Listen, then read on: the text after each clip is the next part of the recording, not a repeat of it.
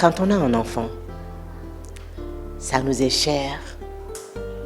Un enfant, c'est dans notre cœur.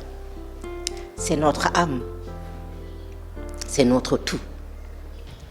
Alors, être regardant sur la personne qui va prendre en soin votre enfant, c'est important. C'est ce qu'il a compris très tôt et c'est pourquoi elle a mis sur pied un institut de formation académique pour les bébés. En plein examen, les élèves avec leurs mannequins, livres et paniers de légumes font des simulations. Cet institut traduit l'histoire d'une maman qui venait de rentrer fraîchement de la France avec ses enfants. L'Institut académique des bébés, c'est l'histoire d'une maman. C'est la mienne. Je me suis juste rendu compte que je n'arrivais pas à trouver de professionnels pour s'occuper de mes filles en 2018. Alors, j'ai décidé de former une personne. Puis, par la suite, il y a des amis qui m'ont demandé de former d'autres personnes.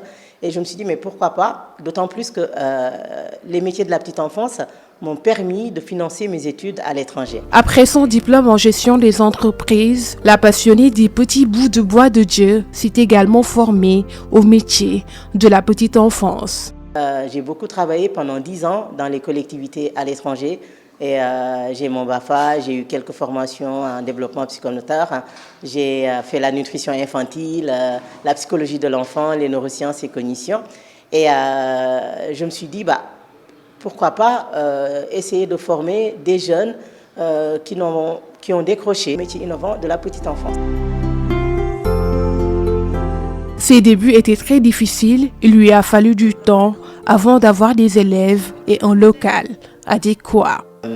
Moi, j'ai commencé à démarcher dans des églises chaque dimanche. J'y allais avec des flyers et puis on a pu enrôler 10 parce que je n'avais pas assez de place dans mon garage parce que les cours ont démarré dans un garage. J'ai démarré avec mes propres moyens. On est sorti du garage en 2019. On a été incubé par Make Sense en tant qu'entrepreneur social.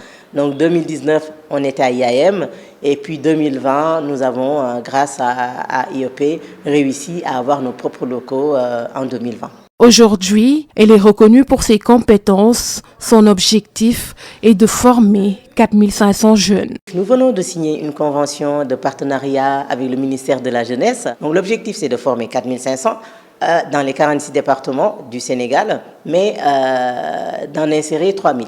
Mais également de créer des structures, crèches communautaires de proximité pour pouvoir les insérer au sein de ces crèches. Sur le scandale de la pouponnière Currière Mandé, elle reste ferme sur sa position. Elle m'a complètement déstabilisée, désabusée. Je savais même, en fait, je pense que j'ai occulté parce que je ne voulais pas y croire. Mais je suis ravie que le président de la République ait pris ses responsabilités pour signer ce décret qui était dans le circuit depuis 2019. C'est historique et il peut en être fier et on est fiers de cela. Entre elle et les petits, c'est une longue et véritable histoire d'amour. Fadialo invite les parents à être plus attentifs aux personnes à qui ils confient leurs enfants.